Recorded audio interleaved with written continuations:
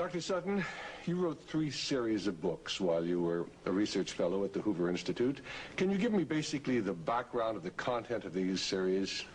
Yes, the series I wrote at the Hoover Institution at Stanford University concerned the transfers of Western technology to the Soviet Union, and essentially it comprised 3 individual books. Each book covers a period of time since 1917. And then you wrote a second series of books on Wall Street. Yes, these were trade books. In other words, they're not academic books. They're written for the general public. They concerned the build-up of the 3 types of socialism: Bolshevik socialism in Russia, what we might call welfare socialism in the United States, and Hitlerian or National Socialism. And each book examines the financing and the contributions made by Wall Street, by international bankers, to the development of that specific form of socialism. Now, in your research and analysis, and your efforts to bring out the facts about what was going on in our society, did you encounter any effort to discourage you, to prevent you from bringing out the background of America's involvement in the financing of international communism? Yes, very definitely. For example, when I was at the Hoover Institution, in 1972, I went to Miami Beach to give some testimony before the Republican National Committee. And although a congressman had hand-delivered to the wire services this testimony, which was later printed, the wire services refused to transmit it to the newspapers. Then when I got back to the Hoover Institution in California, I was called into the office of the director, and I was told in no uncertain terms not to make any more speeches like that, and that this information should not be made public. This was the information that we were giving the Soviet Union the technology to develop its war potential? Oh yes, at that time we were in Vietnam, and as you know, the Soviets were supplying the North Vietnamese. This was 1972? 1972, yes. And for example, I knew that the Gorky plant, which was built by the Ford Motor Company, the Gorky plant in Russia produces the Gaz series of vehicles. The Gaz vehicles had been seen on the Ho Chi Minh Trail. We were supplying equipment to the Gorky plant in the middle of the Vietnamese War, and these trucks were being used to carry ammunition supplies, which were killing Americans. I thought this was morally wrong, and I said so at Miami Beach and at the Hoover Institution. And it was this type of information that was suppressed. And so what eventually happened as far as your activities at the Hoover Institution were concerned? Well, I didn't pay much heed to the warnings. I published a book called National Suicide in the following year, which summarized our assistance to the Soviets, our military assistance to the Soviets. And when that book came out, again, there was great pressure to stop the book. There was pressure on both the publishers and me personally. And I felt I couldn't take this, and a few years later, I just left the Hoover Institution, and since 1975, I've been an independent author without any ties whatsoever. Let's go a little bit into the background of the financing of the German war machine that we fought in the period 1941 to 1945. Could we start, first of all, with the original financing of Hitler between 1922 and 1923, when he was first making his effort to come into prominence in Germany? The original financing of Hitler, that's in the years 1922, came only partly from Germany. One of the most prominent Americans concerned with financing Hitler was Henry Ford. In fact, Henry Ford received a medal in 1938 for his assistance to the early Nazi Party. Then, of course, Hitler had his attempted push in 1923. He went to jail, and then we begin another era in the rise of Hitler. Right, and of course, he eventually came to power in 1933 by the electoral process. What about the financing of Hitler's electoral activities in 1933? This I can trace, I have traced very exactly. I discovered amongst the Nuremberg records a series of bank transfer slips to the Delbrück-Schickler Bank in Berlin to an account which was under the control of Rudolf Hess. And this was the fund that was used to finance Hitler's access to power in March 1973.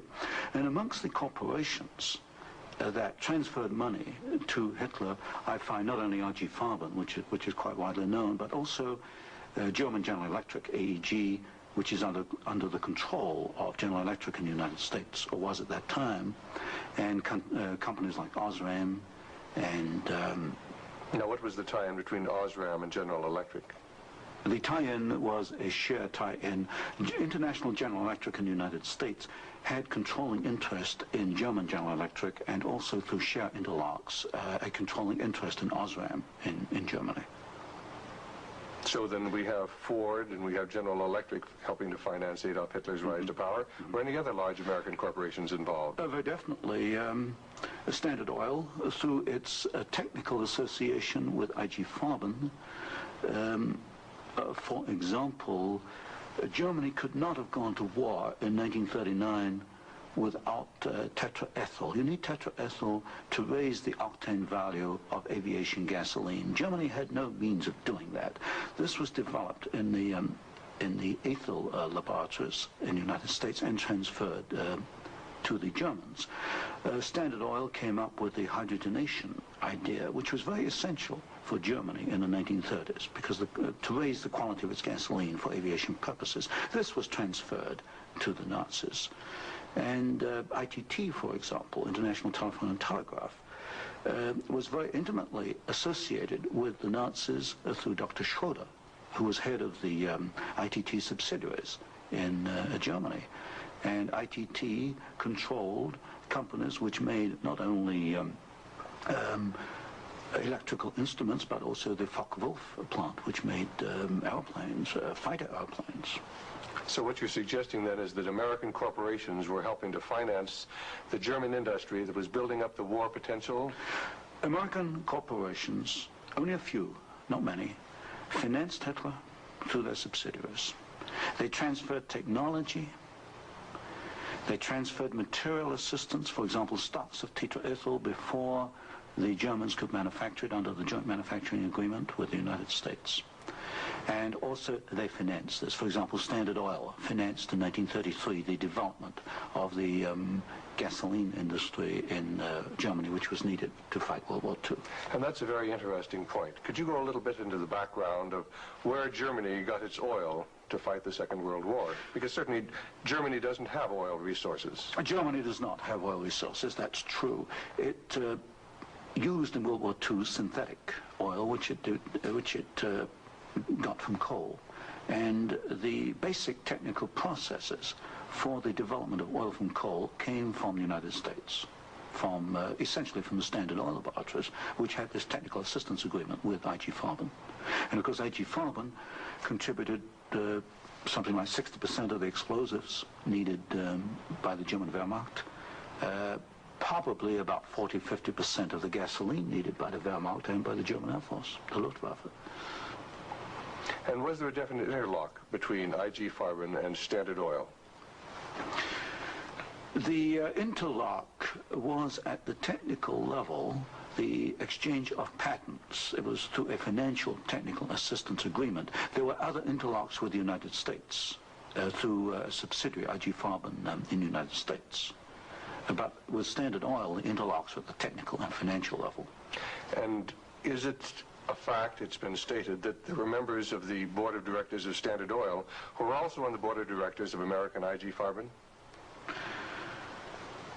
Yes, Walter Teagle is one name that comes to mind, and there were several directors. Was there an interlock with Ford between IG Farben and American IG Farben and the Ford Motor Company? Not that I can recall, not offhand. Not offhand. So basically what we're seeing then is American industry helping to provide the technology, helping to provide the finance, helping to provide the material that is going to allow Hitler to create his war machine. Yes, that is correct. That is correct. Now, in your book, Wall Street and the Rise of Hitler, you talked about the bombing patterns during the Second World War, and the fact that it was amazing that there were certain factories that were not bombed, whereas the majority of the German factories were decimated, German-owned factories. There were certain factories that tied into this interlock we've already alluded to, that for some strange reason seemed to escape the devastation of our saturation bombing. In World War II, the German electrical industry was or should have been a prime target for Western bombing. But in practice, the German General Electric plants were not bombed. Of the 10 major plants, not one was bombed, and a half a dozen others had trifling damage, broken windows, that kind of thing. So what we have here is a very interesting case of an industry which should have been bombed in World War II, but was not bombed, and yet we have American ownership, which raises a certain amount of suspicion as to why it was not bombed. But as far as the German-owned electrical companies, did they undergo a rather heavy bombing? I took a look at that. The Siemens plant, for example, they were bombed. There's no question. But the industry was not targeted as a general target. So Siemens, for example, was not bombed as heavily as, say, tank plants or aviation plants, that kind of thing. You mentioned the Ford plant in Cologne. Was this a prime military target? The Ford plant in Cologne should have been a prime military target. For example, the British Air Force, the Royal Air Force, did bomb the Ford plant at Poissy in France.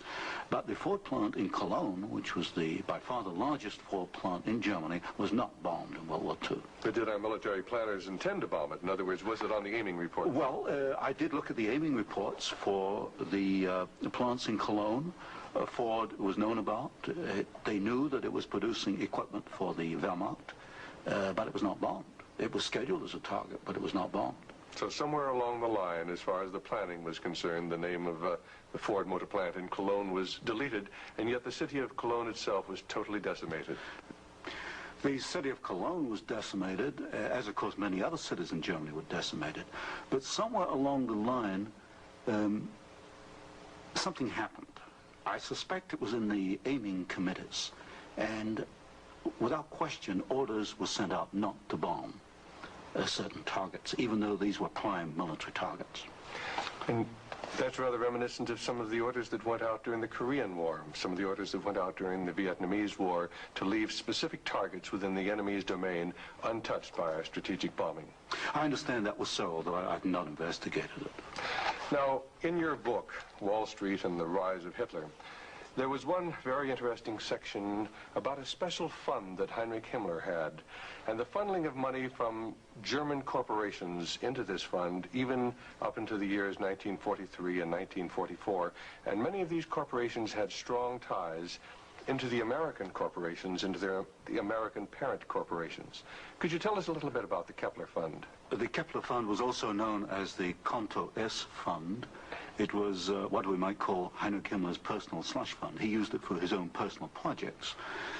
And what amazed me was both in 1933 and in 1944, the 2 years for which I examined the records, over half the funds came from American corporations. For example, in 1933, ITT, Standard Oil, General Electric, and possibly Osram were contributors. Even in 1944, in the middle of World War II, we find that ITT was funneling funds to Heinrich Himmler's fund through Schroeder, who was the chairman of the ITT subsidiaries in Germany. We also find that DEPAG, the Standard Oil subsidiary in Germany, was financing Heinrich Himmler, and this was in the middle of World War II.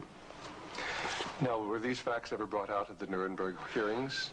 They were never brought out at the Nuremberg hearings, although the documents do exist within the files, within the records. They have not been published, as far as I know. And you actually had access to these records? Yes, there's some 400 tons of these records available, and many of them were at the Hoover Institution, or copies were at the Hoover Institution, and that's where I found the original documentation. I think it's a tragic part of our history when the American public doesn't realize the interplay then between great American corporations and the financing, the funding of the Nazi movement. Now, I wanted to talk just a little bit about the Nuremberg trials, because at the Nuremberg trials, the Nazis, the Nazi war criminals, the Nazi generals were held specifically guilty for what transpired. Were there any Americans involved? Were any Americans indicted? Were any Americans convicted as far as the financing of the Nazi war movement? Very definitely not.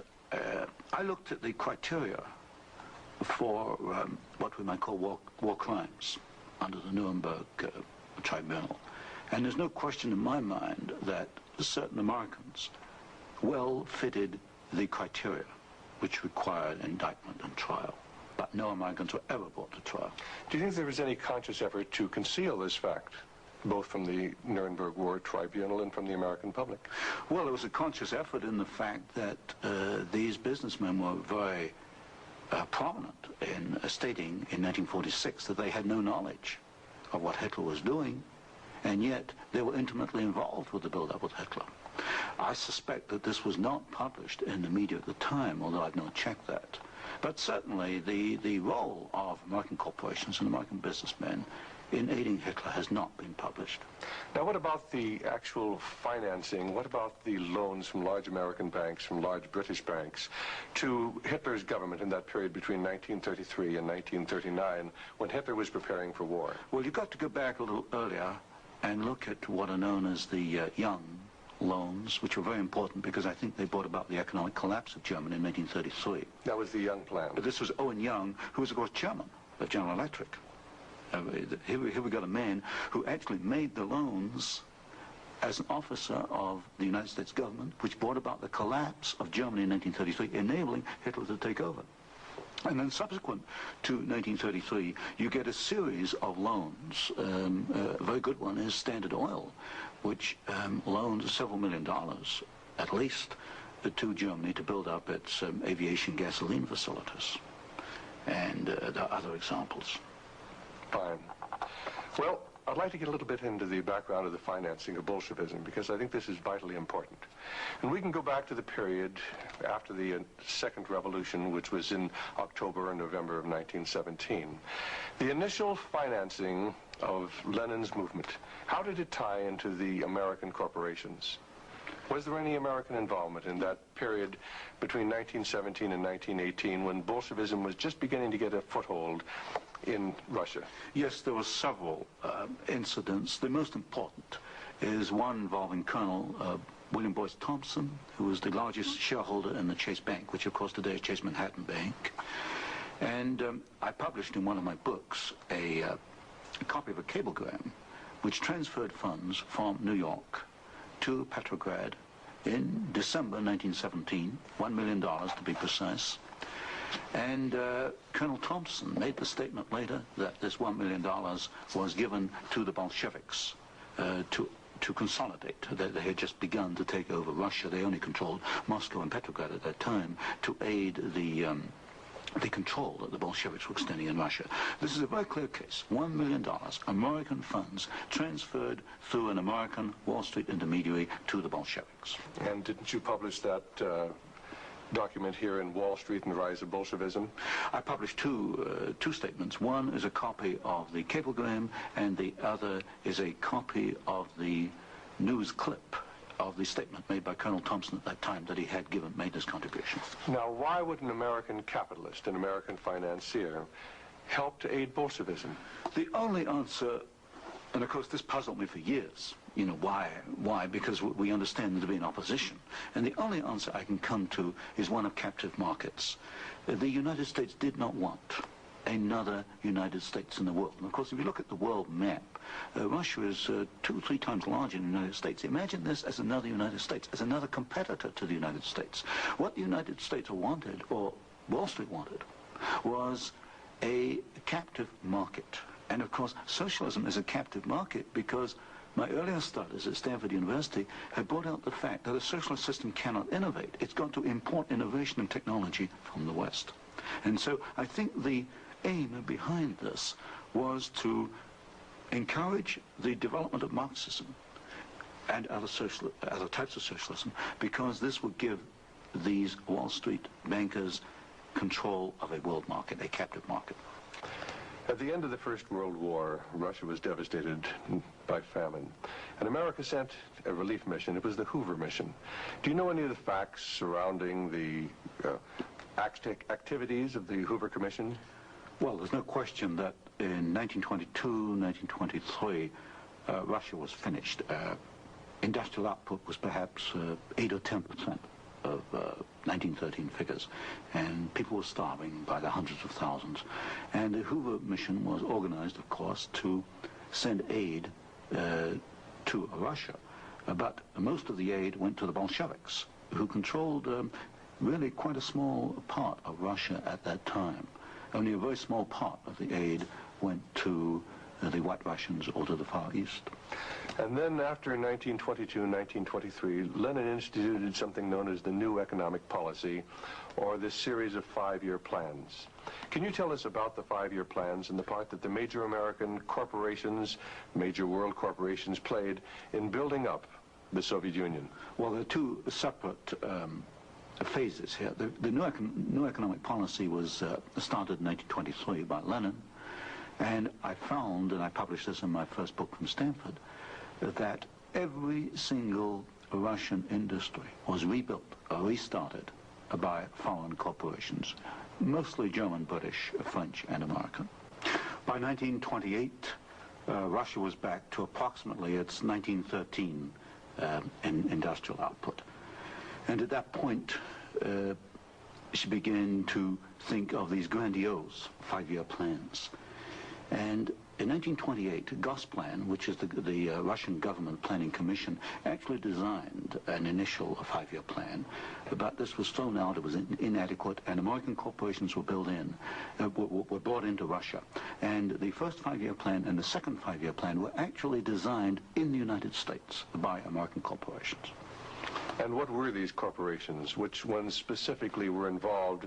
The design of the first 5-year plan was by a corporation probably not known to most Americans, Albert Kahn. But Albert Kahn was the foremost industrial architect in the United States. And Albert Kahn laid out the basics of the first 5-year plan for the Soviets. And then we find, again, the same corporations involved with the construction of the plants. International General Electric, certainly, DuPont, Ford Motor, Hercules Motor, Curtiss-Wright in aircraft engines, and even some corporations which today were forgotten about, like Vultee and Chance Vought. These were aircraft manufacturers at that time. And so American corporations came in and they built the first 5-year plan. But what was important, the Soviets then copied these plans, and this accounts for the tremendous Russian output. They took this initial equipment and they multiplied it, they copied it by the 100. Now, how about Ford Motor Company? Did they play a part in the building up of the Soviet potential? Very definitely. Ford Motor Company built the Gorky plant, and the Gorky plant produces the GAZ series of vehicles, that's GAZ, and these are trucks, and there's some automobiles. And right from the early 1930s, you find that the GAZ plant has had military potential, and Ford knew that when it went in and built the Gorky plant.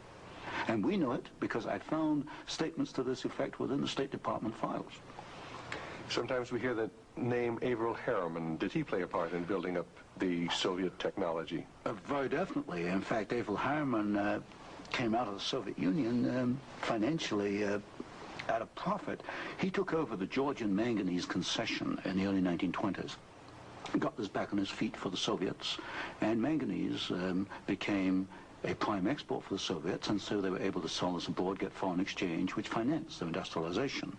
And then they bought out Harriman about 1929, and Averell Harriman received as compensation $1 million more than he put in the first place.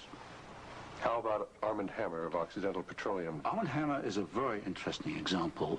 Armand Hammer received the first foreign concession in 1922.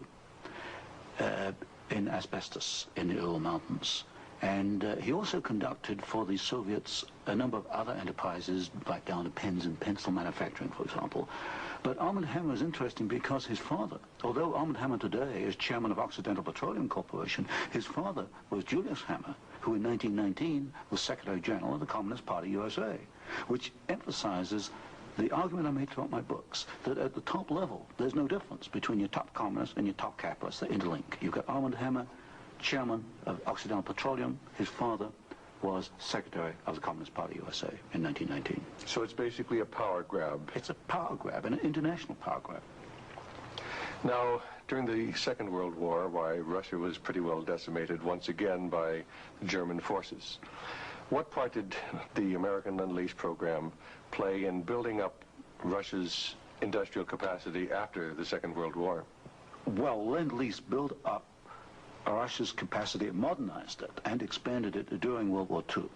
And there was some continuation all the way through perhaps to 1948, 1949. There was a program after Lend-Lease, which was supposed to be restricted to foodstuffs and industrial materials, but in effect, I checked the records in the warehouses in Suitland, Maryland, I find that even after World War II, and this was against the intent of Congress, I suspect, there was a massive transfer of the latest industrial equipment to the Soviet Union under the so-called Lend-Lease program.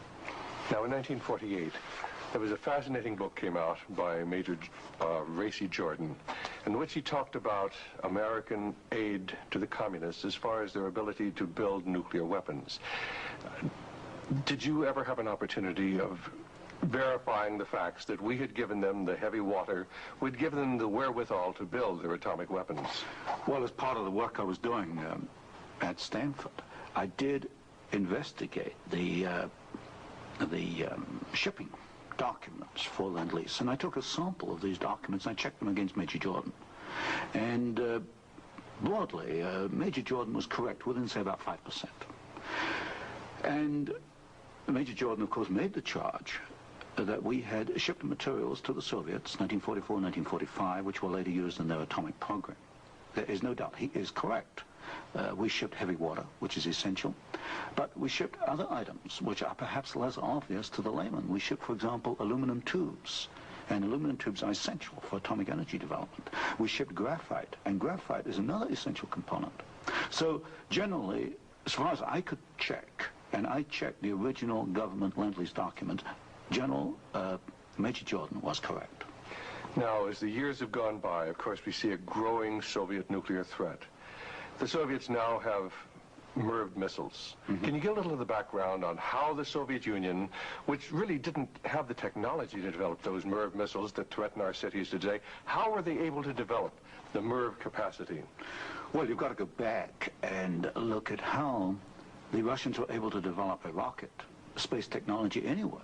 What they did after World War II was American forces were held back for a while the Soviets occupied East Germany. They stripped East Germany. They took back the latest of the V-2 rocket technology from Peenemünde and other places. And the V-2 became the basis of the Russian space technology. Now, if you skip the intervening years, you will find when you come to the early 1970s that the Russians did not have the capability to MIRV their missiles. And in particular, they lacked the ability to produce the very precision, micro-miniature ball bearings that are needed for the control systems. There was only one company in the world, Bryant, Chuck and Grinder, which could make the machinery which machines the races within which these ball bearings run. And without those races, you just cannot make MIRV missiles in any quantity. You can make one off, but not in quantity. Bryant, Chuck and Grinder was allowed to ship to the Soviet Union 45 of these machines at a time when we only had 33 in the United States. But wasn't there any objection to doing this? I objected at Miami Beach in 1972. Other people objected, but the objections were squashed. And predominantly at fault here is Henry Kissinger and the incoming administration, the incoming Nixon administration. This was known, I'm sure it was known in DOD. If I knew it, then certainly DOD knew it. But the objections were squashed, and there was suppression of the information. And so once again we see America building up the military capacity, the nuclear threat from the Soviet Union. Well, this goes, when you talk about MIRVing of missiles, you're talking about a quantum jump in your military technology. Now, I'm not a military man, but to me, the ability to do that is a massive leap forward. And we enabled them to do it, and we did it knowingly and deliberately. During the Vietnamese War, the Soviet Union and the Eastern European satellites were the primary suppliers of war materials to the North Vietnamese who were killing American boys in South Vietnam. Would you comment on our aid and trade with the Soviet Union and with the Eastern European satellites during that period of time? Well, there's no question that the Soviets were the prime suppliers of military equipment and supplies to the North Vietnamese. Let me give you an example. The American pilots, as they flew over the Ho Chi Minh Trail, described the trucks that they were seeing as American trucks. Well, they were American trucks because they came from the Gorky plant, and Gorky was built by Henry Ford. And so you have the situation where we were, in effect, supplying both sides in the Vietnamese War. But the trucks were being built by the Soviet Union. However, were they getting any materials from the United States to help build those trucks? Yes, in the early 1970s, I know specifically of shipments of equipment into the Gorky plant while the war was going on, which in effect were aiding the Soviets to build more trucks to be used by the North Vietnamese. How about loans? Was America extending loans to the Soviet Union during this period when they were the primary financiers of the North Vietnamese? Yes. Beginning about 1970, there was a massive grant of loans to the Soviet Union. I'd say by about 1976, it must have totaled perhaps $40 billion outstanding. And so this, of course, these loans were used to enable the Soviet Union to purchase industrial equipment in the United States, and this industrial equipment was used to manufacture, in part, military supplies which were used against us in Vietnam. How about Russian shipping that was being used to ferry supplies to North Vietnam? Shipping is a very interesting example because the Soviets published a shipping register, about 6,000 ships, and I analyzed every one of these ships, both the origin of the technology of the ship itself, the hull, and the engine. Most of them are marine diesel engines. And I find that 60% of the Soviet merchant marine, which of course has military usefulness, 60% was built abroad. Only 40% in the Soviet Union, and that largely to Western design. But when you come to marine diesel engines, you find something really fascinating. You find that 80% of the marine diesel engines in Soviet merchant ships are Western engines, Burmeister and Wain of Copenhagen, Sulzer of Switzerland, Fiat of Italy, because that name has come up before.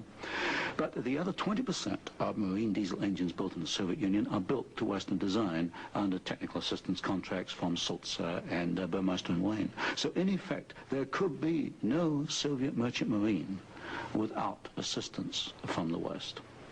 How about the building of the Kama River plant?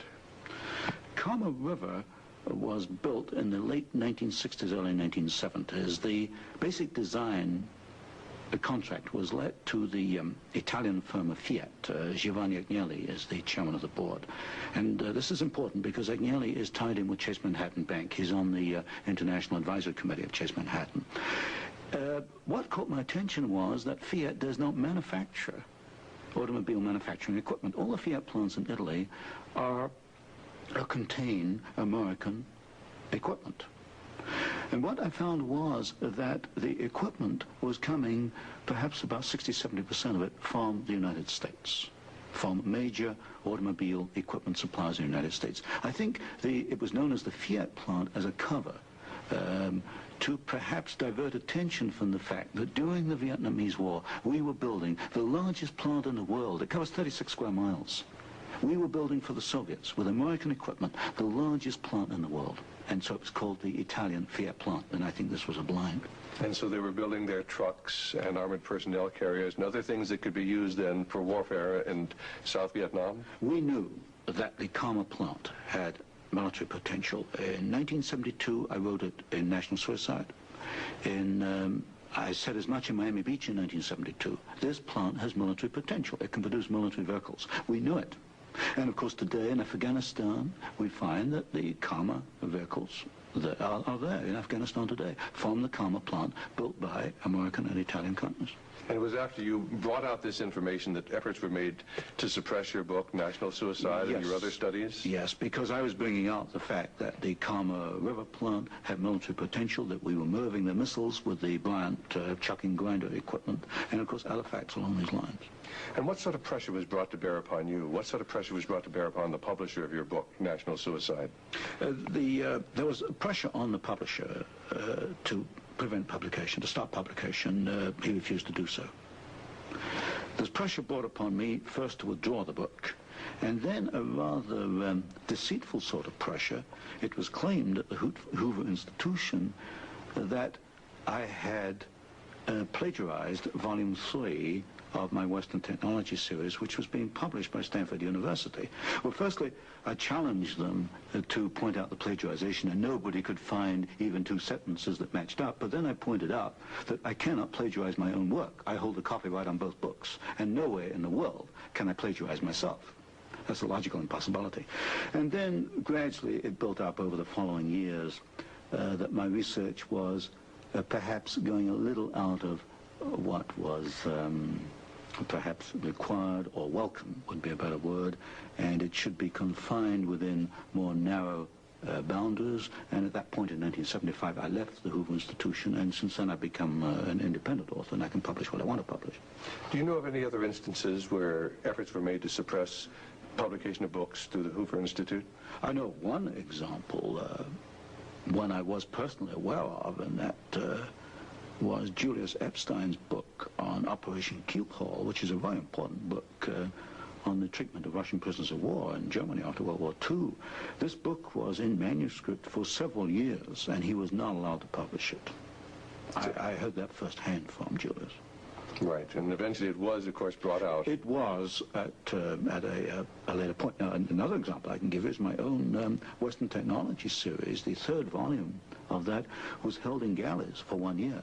Now, it costs a lot of money to hold a book in galleys, because when a book is in galleys, you want to get it out on the market to start recouping your investment.